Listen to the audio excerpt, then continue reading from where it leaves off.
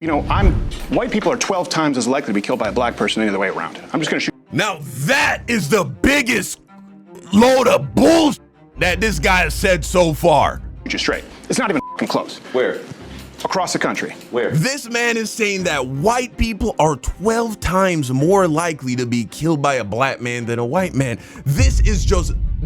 I mean, I don't even know why I wasted my time talking about the rest of this shit, man. Clearly, this man is a liar. Here are the true statistics.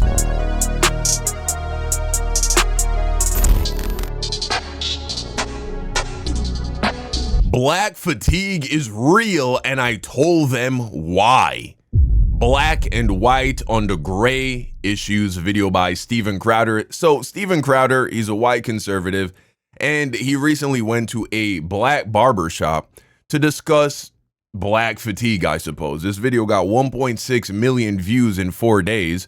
So let's go ahead and check this out and debunk the lies that Steven Crowder is surely going to tell or say, because we know that racism and conservative philosophy is built on a house of lies. So let's go ahead and do that. I really was looking to sit down and talk with, but mainly listen to real black Americans living the real American black experience to see whether they shared the viewpoints of a lot of the public representatives, the now networkless Joy Reids of the world, or back then the Don Lemons, what they wanted me to believe. I realized that CNN and MSNBC were full of shit. And overall, it was a largely warm, productive conversation. I think served its purpose. You can go check out that video to see what it was like. Fast forward to now, and not only have things not really improved,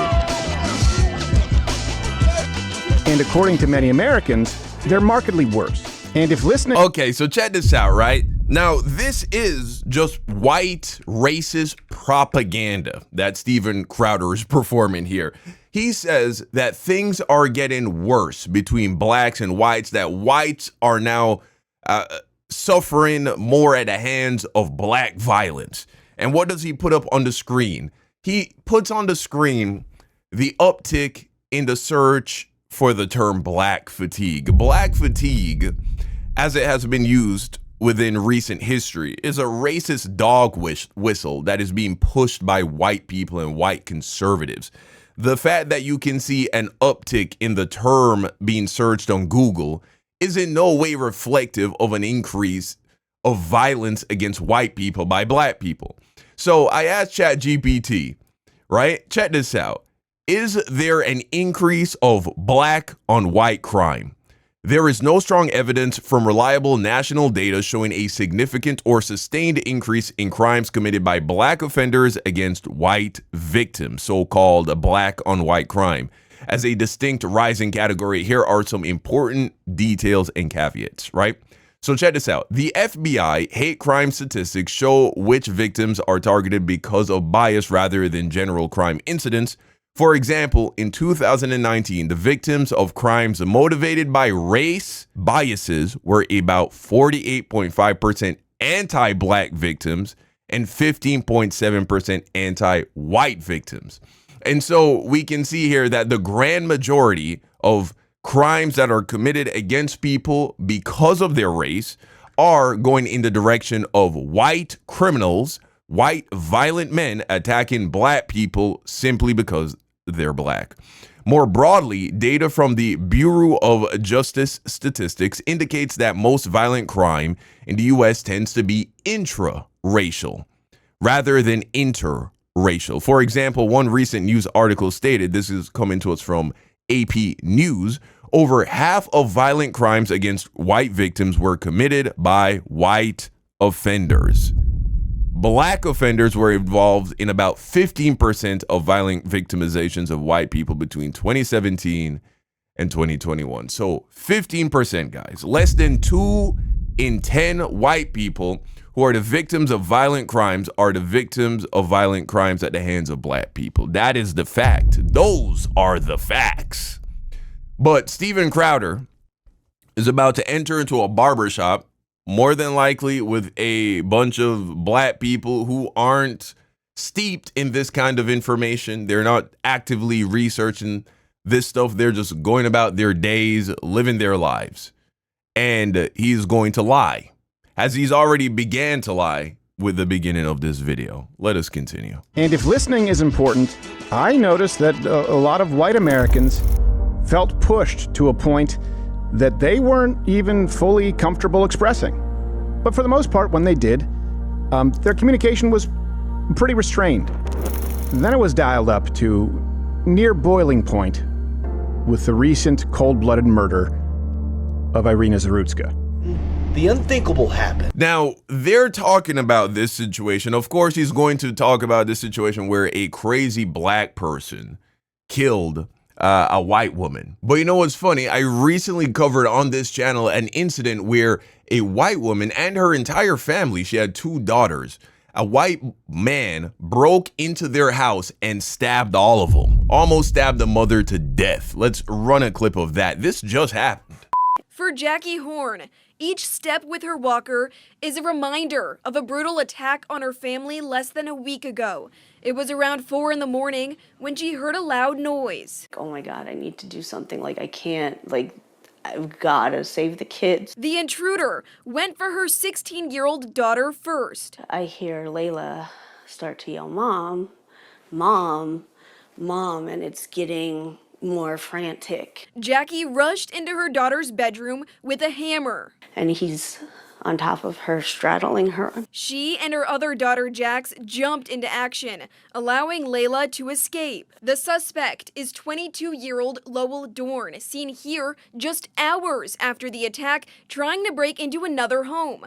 Police say he admitted to breaking into Jackie's apartment with intent to kill. Is Steven Crowder going to talk about this situation? Of course he's not, because he's a racist, white supremacist pushing propaganda. I'm sure if you're a white person watching this video, you probably heard about this stabbing for the first time just now. We're already off to a very bad start with this video. I don't know if you guys were following the stabbing there on that train in Charlotte, Irina Zarutska. Last time I was asking where you guys thought we were, you know, as far as in the country relation. Like, have you guys heard of the term black fatigue? Mm-hmm. Yeah. You guys know what that means? Since the last time you came, that's become a thing. Yeah, I was about to say, that's just become a recent thing. And do you know what it means? No, I'm not sure. What is the original definition of black fatigue? The term black fatigue was coined by Mary Frances Winters via her 2020 book, Black Fatigue: How Racism Erodes the Mind, Body, and Spirit, to capture a specific kind of exhaustion experienced by black people. According to Winters, the original definition is something like repeated variations of stress that result in extreme exhaustion and cause mental, physical, and spiritual maladies that are passed down from generation to generation. So that's what black fatigue really means. But of course, white supremacists, white racists have done what they've always done, which is steal something that was created by black people and have repurposed it in such a way to harm black people, right out of the white supremacist playbook. But let's hear Steven Crowder now give us the new racist white version of black fatigue. It's a term that's being used by people in the white community, by and large, again, saying they feel like they've been victimized and they're tired of taking that shit.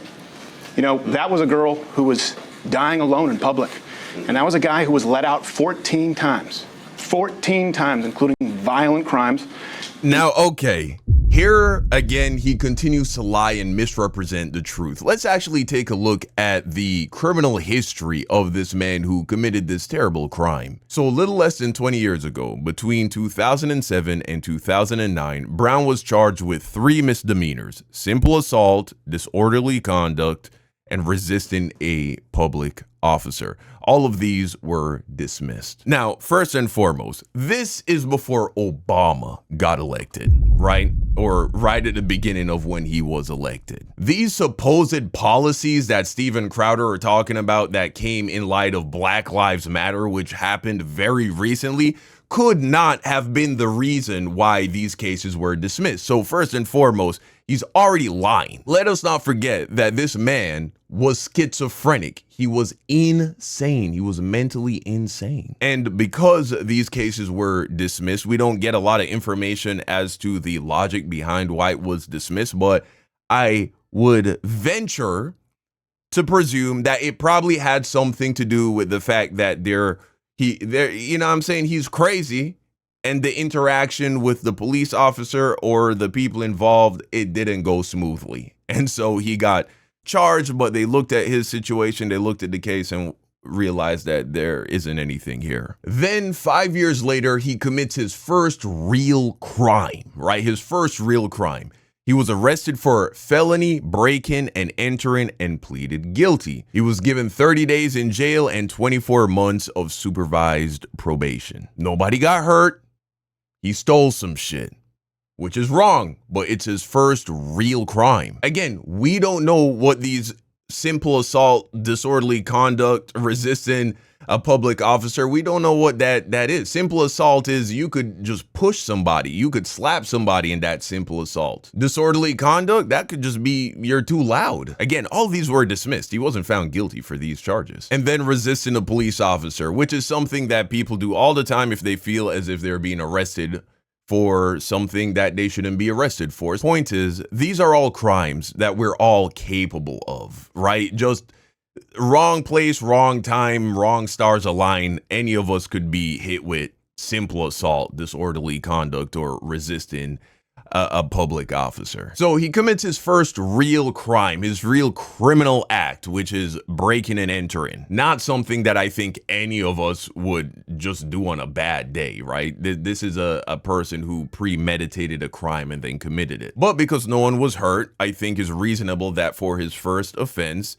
he was only in jail for a month and then got 2 years probation, meaning you can't fuck up for the next 2 years. But he did fuck up. Several months later, he was arrested for robbery with a dangerous weapon. And because of his previous crime, he was now considered a felon. So what happened? Did they just release him like how Steven Crowder is making it seem? No, he was convicted for armed robbery using a dangerous or a deadly weapon, and he served just over 5 years in state prison. Personally, I think locking somebody up for 5 years because he robbed somebody, he stuck someone up, but he didn't hurt anybody, no one got hurt, but he robbed someone. I think 5 years is a pretty decent amount of time to be locked in a cage as punishment. Now, here's where things start to get a little fishy because he was arrested multiple times, 3 times according to jail records, for incidents including assault on a female and repeated misuse of 911. So there appears to be one instance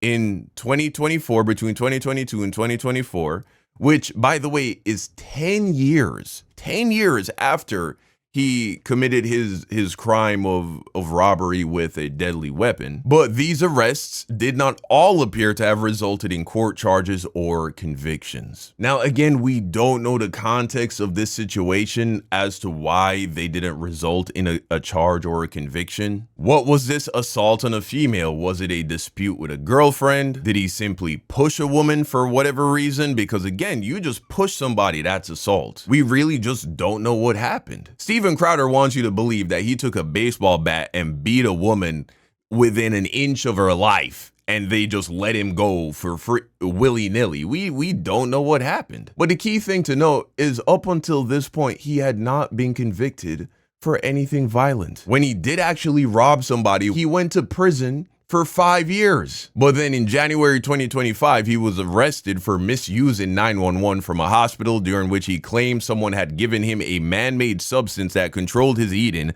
talking, and walking. He was released on a written promise to appear. Again, very clearly, this man is not mentally well. In July 2025, about 3 weeks before the August stabbing, a court order directed that Brown receive a forensic mental evaluation due to concerns about his capacity to stand trial, but records suggest the evaluation remained incomplete at the time of the August incident. The point here is Steven is trying to create this narrative that he had been caught 14 times for violent crimes, 14 times for being this like absolute menace to society, and 14 times he was released. When in all reality, he had never once been convicted for a violent crime up until this point. Over the span of almost 20 years, he had been arrested twice for assault, which it never got convicted.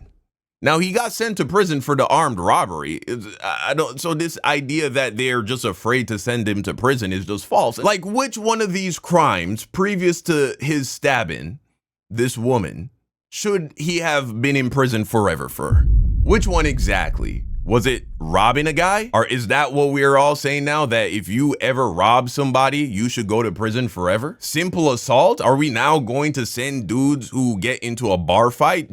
Should you go to prison forever for a bar fight? The reality is this was a brutal, random crime by a mentally unwell person trying to paint this guy as some kind of fucking just S-tier career criminal that was just walking the streets is just bullshit, man. It's absolute bullshit. In the name of racial justice, right? He didn't have to post bail.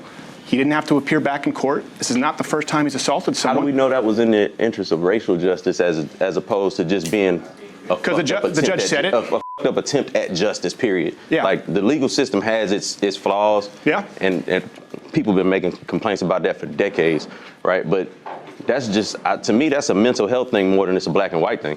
Well, I'll tell you why, because white people are saying it now. Right. Not just white people are saying, hey, we're in what makes it a bigger thing. The United States Sentencing Commission, in its 2023 report, so this is very recent, this is less than 2 years ago, found that for federal cases, black males received sentences on average 13.4% longer than comparable white males. Meaning, you have a black guy and a white guy, they commit the same crime, the black guy gets harsher, longer prison sentences. And so, in an attempt to start to address this disparity in how blacks are treated versus how whites are treated, we are now seeing in some cities with some judges that they are not so quick to throw black men in prison after they commit their first crime, especially if the crime is nonviolent. But even in a situation, they're just trying to give black people the same kind of leeway that white men have been getting forever in this country.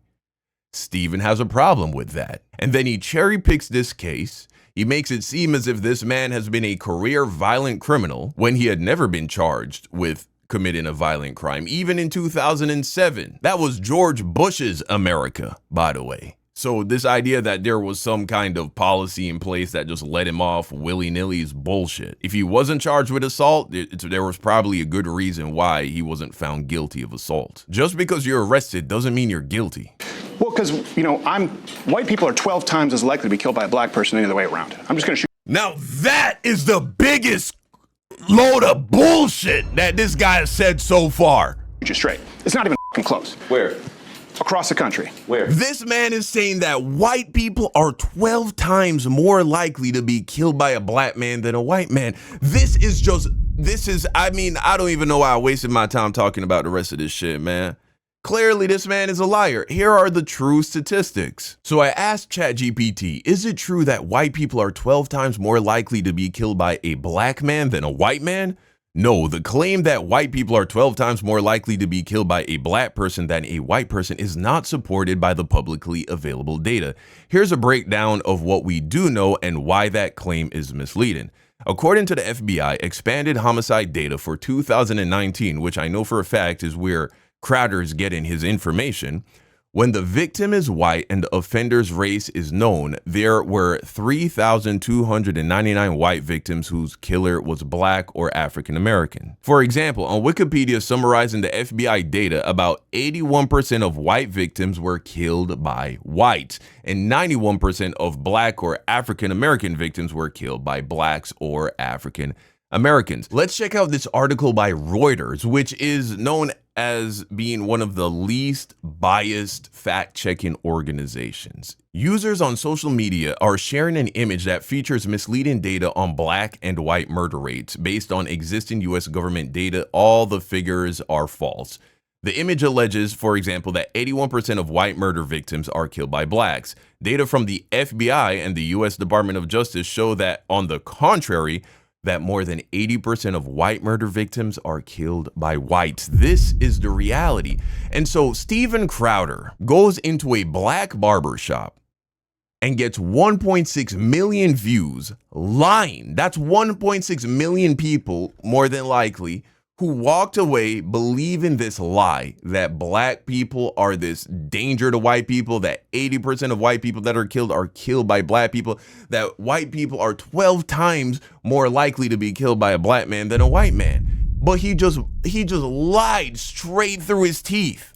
Not in The United States. I mean, we're not talking about Ghana. And like, Yeah. what I'm saying is, You see, in white communities or in quote unquote so-called white communities, Across the country, the rate is a black man or person, because most murder is men. There are very few female murders. 12 times more likely to kill a white person the other way around. bull fucking shit, man. Bullshit. That's so crazy that this man would get up on the internet and lie like this. And then you look at the average amount of times that someone in this country is arrested before they're brought in for killing, charged with murder. Do you know how many times they're arrested on average before they murder? 11 times. once again, the justice system's got its flaws, and people have been complaining about that for years. We spend more time trying to fix that than trying to complain about the white versus black. So I already know he's lying. Is it true that the average murderer is arrested 11 times before his first murder? No. The claim that the average murderer is arrested 11 times before his first murder is not supported by robust data. Here are the details. In Washington, D.C., the city's police chief stated that the average homicide suspect has been arrested 11 times prior to committing the homicide. That 11 arrest figure comes from DC's police department's records system. The figure refers to defendants in homicide investigations, not necessarily convicted murderers. The arrests in question include various types of offenses, not just violent or murder-related offenses. Local media verification flagged that the number needs context, jurisdiction, types of arrest, sample, etc., and is not a general national statistic. But again, Stephen is trying to paint this picture that you have all these black men that are committing heinous violent crimes over and over and over and over again, up to 11 times before they finally kill somebody. But this shit is just all a lie. Well, I think, just like I was trying to listen to all communities last time, I think this is something that's unavoidable. If this community, if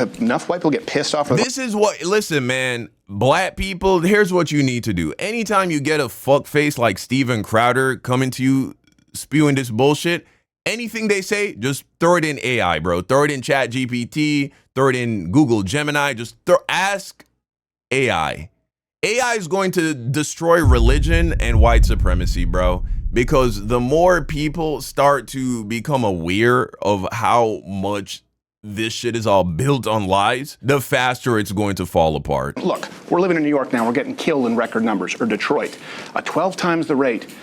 And our system, 3 strikes in California, right? That was a 3-strike policy. The reason that was changed, they said it was racist. Crime went down in black communities. It is racist. It's 30%. But now people are looking at their cities going, this is a fucking hellscape.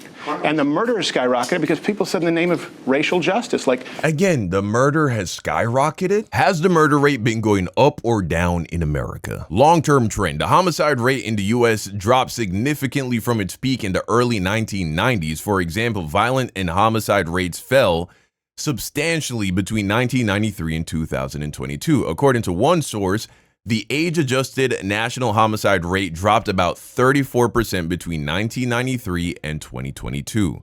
From 1991 until about 2014, the murder rate dropped to a low of around 5.1 per 100,000. The rate surged in 2020, around the time of the COVID-19 pandemic. One source says the homicide rate spiked by 44% in major U.S. cities, and by the end of 2021 was compared with 2019.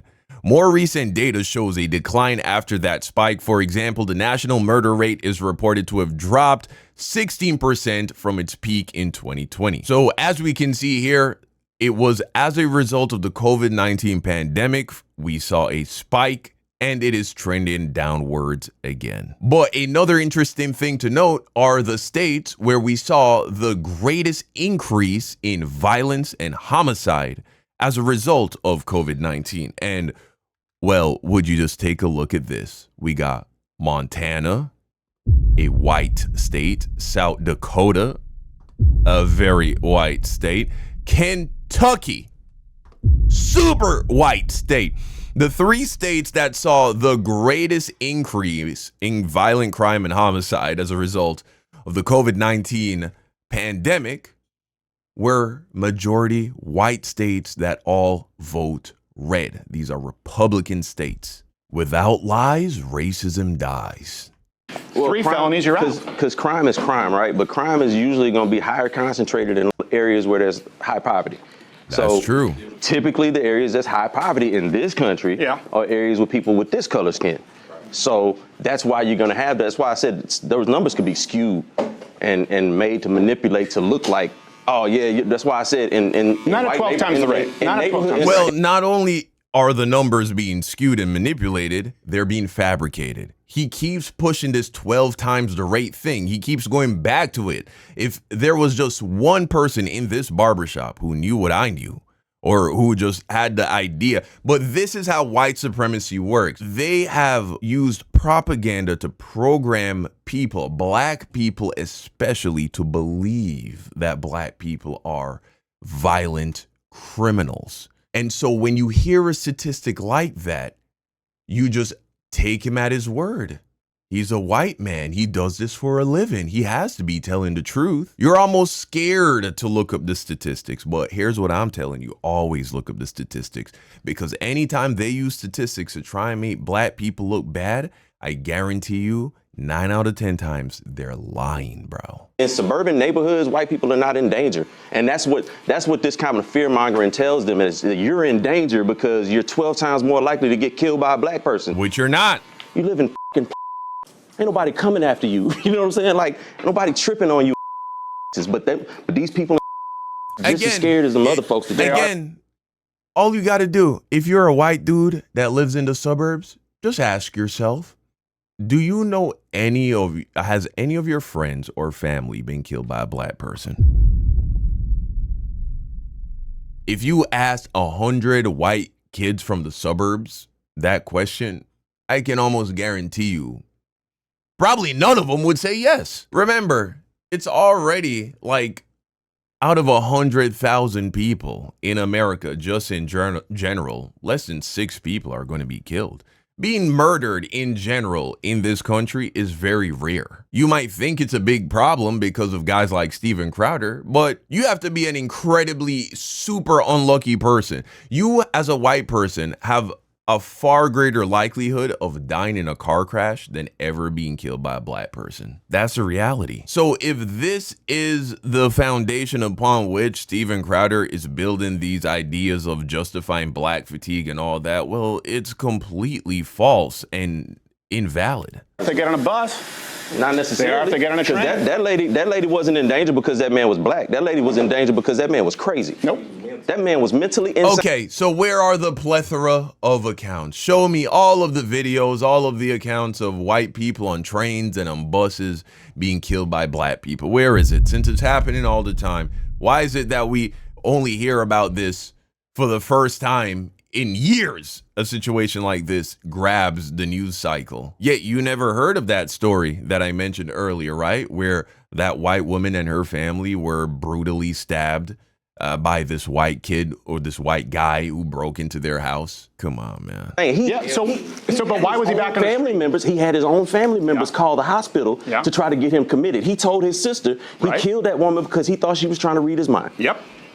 That's why was he let out, though? And I'm not saying it's because he's black. Yeah, I'm saying people look at it, though. The judge said part of black fatigue. He was let out because he served his time. He did 5 years in prison for armed robbery. He had never been sentenced to prison or sentenced to jail for any violent crimes.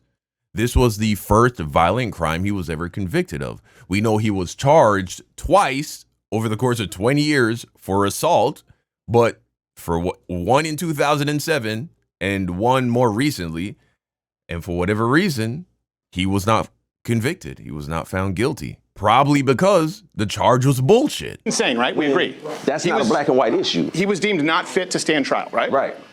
Now, he should have been institutionalized. Right. The IOU policy, meaning you don't have to pay bail. You don't even have to stay here until you're actually convicted. You just say you'll come back. Right, which is messed up. Yeah, the judge. No, but what was he coming back for? He was coming back for misusing 911.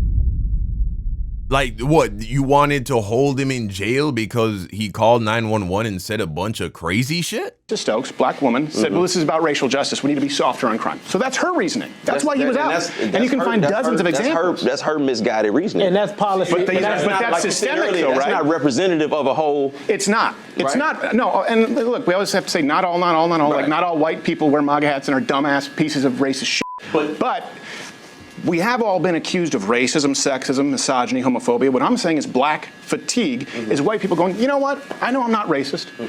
And I know that we're dealing with record crime, and I know that I'm more at risk. And they have. We're not, though. We're not dealing with record crime. I've debunked that multiple times in this video already. Negative interactions, and they're constantly told that they're not allowed to voice their fucking opinion because they're white. And if those people get pissed off, like, that's where we actually could end up with some kind of, I'm telling you, I see this brewing. I'm white and I say so. That's all this guy's doing. Listen, man, if any of the black guys from this shop ever see this video, please arm yourself. Stop. This can't happen, man. This can't happen. You can't allow this white man to come in here, use you guys, go viral, and you don't know what the fuck you're talking about. And you don't attempt to fact check him. You should have some black college kid who's just posted up in the corner with a fucking laptop on ChatGPT, on Google, fact checking every single thing that comes out of this man's mouth. See people who were milk I promise you, if that was in place, this video wouldn't even have made it to air. White suburb who are becoming actually racist. Now, not all of them, but I've seen people actually become racist because they get mugged, their store gets looted, and nothing gets done. They're going, and if I say something, they get mugged? Check this out. Using U.S. federal victimization data and a straightforward calculation gives an annual probability of about 1 in 4,400 white people being robbed by a person perceived as black. What does that really mean? According to the BJS, right, they report that the robbery victimization rate for white persons at roughly 1.6 robberies per 1,000 white persons per year. If we round that 1.6 up to 2, which is being incredibly generous, what you basically get is out of every 500 white people, one of them will be robbed every year. Period, right? But then when you take into account that of all the violent crimes that are committed against white people, only approximately 14% of those incidents are committed by black criminals. Black people are the ones committing violence against white people in those instances. And so if we then apply that to robberies, because when it comes to a lot of this data, we don't have very clean, precise metrics divided or categorized by race. And so there is a little bit of estimation that needs to occur here. So if we take that 14%, what you end up with is out of every 4,400 white people, only one of them will be robbed by a black person, whereas 1 in 500 white people will be robbed in general. The point is, the chances of you being robbed in general in this country are incredibly, incredibly low. Less than a 0.1% chance that you'll be robbed. And if you're white, in the instances that you find yourself to be in that hyper small minority, making you an incredibly unlucky person, if you're white, you have over an 80% chance that that assailant, that criminal, is going to be a white person. At this point, there really is no point in continuing to listen to this drivel, to this bullshit, to this propaganda. The main takeaway is that it's the same strategy every single time when it comes to these guys. They just lie. They create all of this fear in the hearts of white people who never get an opportunity, who never interact with black people, by the way. The grand majority of people voting for harder, penalties for black criminals, these are people who don't have black people in their community.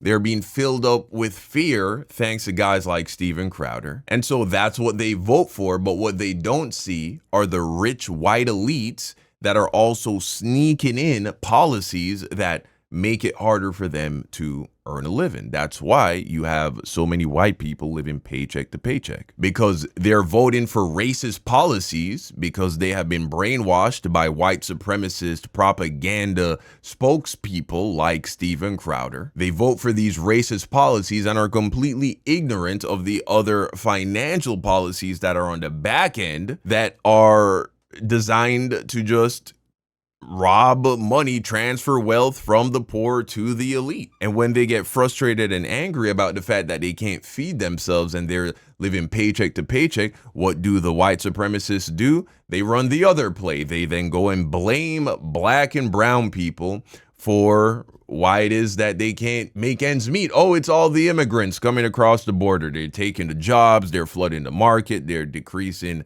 wages, they're decreasing the supply of housing, driving up the prices of housing, all while continuing to pass more policies that just make them richer and richer and make you poorer and poorer. The reality is, white conservative voters are the biggest marks in America, man.